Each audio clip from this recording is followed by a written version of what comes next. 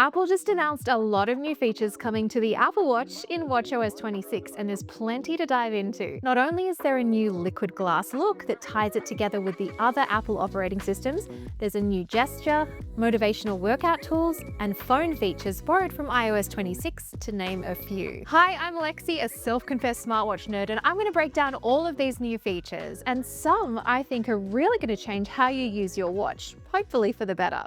So let's start with the new liquid glass design that's going to affect almost every part of the watch, from the smart stack, notifications, control center, and the photos watch face. But this glassy look and feel aside, it's actually the Apple stock apps that are getting their biggest UI changes. Let's start with the workout app, which until now hasn't really changed much from the original version of watchOS.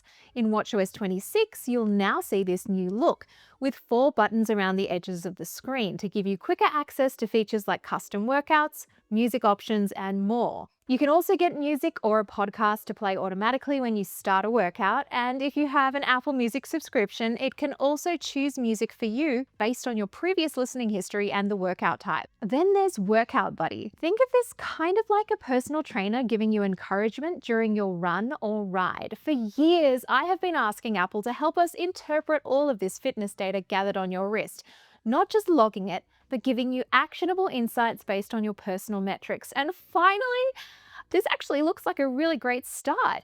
So what the Workout Buddy does is gather everything from how many miles you've run during the week to your activity rings to your training load, and during a workout it will give you personalized insights and a motivational pep talk in your ear. Now, a lot of smartwatches already give you things like mile markers or heart rate readings spoken out loud, but the Workout Buddy should take that to the next level with that personalization based on your previous activity and a new voice. This is your second run this week. You're crushing it, closing that move ring for 6 straight days. A lot of the times, the voices on these other watches can be pretty robotic and jarring, like, "You have run 1 mile." But Workout Buddy actually uses voice data from actual Fitness Plus trainers, so it should sound a lot more realistic. Your next question: will this actually be helpful, or is it just going to be distracting? I'm really excited to test this out in the public beta soon, so stay tuned. 2 extra things to know about the Workout Buddy. You'll need an iPhone that supports Apple Intelligence nearby, and it works only when using Bluetooth headphones, so presumably you won't be able to use the speaker on the Series 10 to hear that guidance. And it sounds like you won't be able to go on a run without your phone either. Workout Buddy is coming to both outdoor and indoor runs, walks, outdoor cycling, HIIT, and strength training to start. Alright, so working out is not your jam? Other stock Apple apps like Messages and Phone are going to look a lot different too. Live translation will automatically translate messages to your preferred language.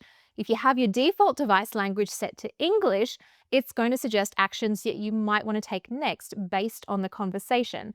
Like in iMessage on the iPhone, this might bring up a prompt to start a check-in or share your location with a friend if they ask where you are. And the Messages app on the Apple Watch will also mirror the same background that you set on iOS 26. The phone app gets the same call controls from iOS 26, like hold assist and call screening.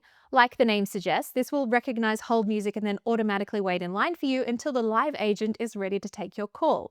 Again, like Workout Buddy, these features will need your iPhone nearby, so again, I'm assuming this won't work if you're using your Apple Watch on cellular away from your phone. watchOS 26 gives us a new gesture called wrist flick. Exactly as the name suggests, do a wrist flick to dismiss notifications like calls, alarms, and timers, then it goes back to the watch face. This will work on the same watches that support double tap, so that's the Series 9, 10, and the Ultra 2.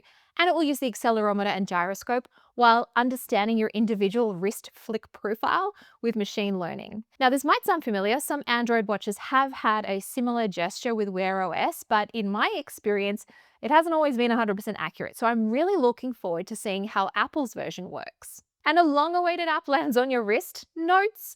You can create new ones using dictation, the voice assistant, which I shall not name so I will not accidentally start yours, or the keyboard. Plus, you can do the same things that you can on the iPhone, like pinning and unlocking notes. I'm also curious to try out the improvements to Smart Stack, which is supposed to be smarter than before. Say you arrive at the gym at a similar time each week, your Smart Stack should surface starting a workout right up the top. Or if you're in an area with no connectivity, it will show a backtrack widget. I'm not an avid user of the Smart Stack because I don't feel like it's contextually smart enough. yet. So I'm really hoping WatchOS 26 is going to actually make it helpful for me to use all the time, rather than relying on pinning my most used widgets to the top manually. The Apple Watch will also automatically adjust the volume of notifications coming in based on ambient sounds around you, so you won't get a loud shock if you're in a quiet room and you get a message ding. And one of my favorite accessibility tools on the iPhone makes its debut on the Apple Watch. You might know about Live Listen, which lets your iPhone or iPad act as a microphone and amplify that into your earbuds or headphones. Now that's coming over to the watch, including live captions and the ability to use the watch as a remote control, so you can start and stop Live Listen on the iPhone. This is designed for people who are deaf or hard of hearing, but this could also be really helpful if you want to, say, use your phone as a makeshift baby monitor and keep track of audio on your wrist. All right, so there's a lot of new stuff here, but the key question is, will your Apple Watch actually support it? Fortunately, WatchOS 26 runs on the same watches that support WatchOS 11, so that's any Apple Watch from the Series 6, SE second generation and onwards, and you'll also need an iPhone 11 at least running iOS 26. But for the Apple Intelligence-powered features specifically like Workout Buddy and Live Translation, you'll need an iPhone 15 Pro or later. Let me know what you think about WatchOS 26 in the comments. I would love to get smartwatch nerdy with you. And if you want to try out these features now, well, if you're brave enough, you can technically run the developer versions right now. But I am going to hold off for the public beta, which is due in July.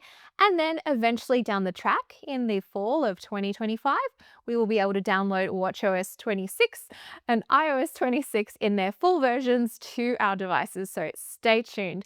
Thank you for watching, and I'll catch you later.